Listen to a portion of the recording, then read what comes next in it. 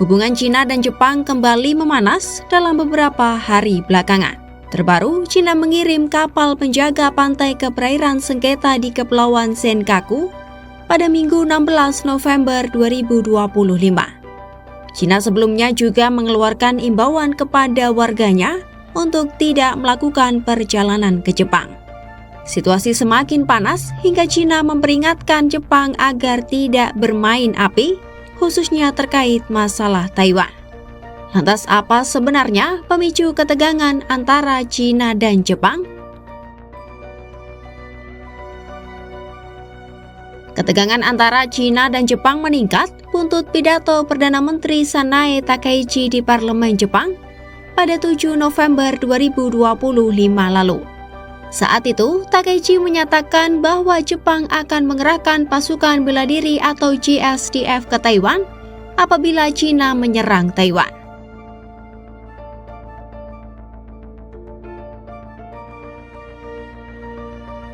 Pernyataan Takaichi itu merujuk pada Undang-Undang Pertahanan Jepang tahun 2015 yang menyebut pasukan bela diri boleh diturunkan untuk membela negara sahabat apabila kepentingan Jepang ikut terancam.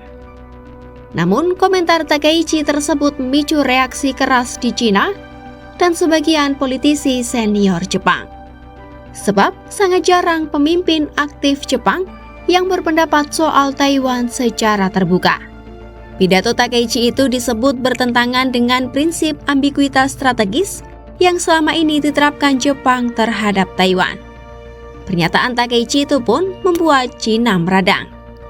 Juru bicara Kementerian Luar Negeri Cina Mao Ning mengatakan bahwa komentar Takaichi soal Taiwan telah merusak fondasi hubungan politik antara Beijing dan Tokyo. Mao Ning pun mendesak Jepang untuk mencabut pernyataan Takaichi yang dinilai salah oleh Cina. 日本首相高市早苗发表错误的涉台言论，严重伤害了中国人民的感情，严重恶化了中日人员交流的氛围。日方应当恪守中日4个政治文件的精神，立即纠正错误言行，防止中日关系受到进一步损害。 Buntut dari pernyataan Jepang itu, Cina meradang lantas mengirimkan kapal penjaga pantainya ke Kepulauan Senkaku pada Minggu 16 November 2025. Cina juga disebut mengoperasikan drone militer di sekitar wilayah Jepang. Pasukan penjaga pantai Cina menyebut langkah itu sebagai patroli penegakan hak di wilayah yang diklaim Beijing sebagai Kepulauan Diaoyu. Untuk diketahui, Kepulauan Senkaku memang berada di bawah kendali Jepang yang menamainya Senkaku, sementara Cina menyebutnya Diaoyu.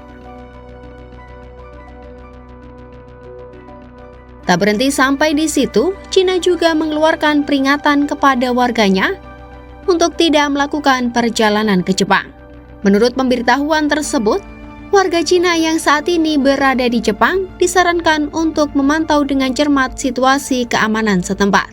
Peringatan itu muncul setelah Kementerian Luar Negeri Cina melihat adanya penurunan keselamatan publik di Jepang dengan seringnya terjadi insiden yang melibatkan warga negara Cina.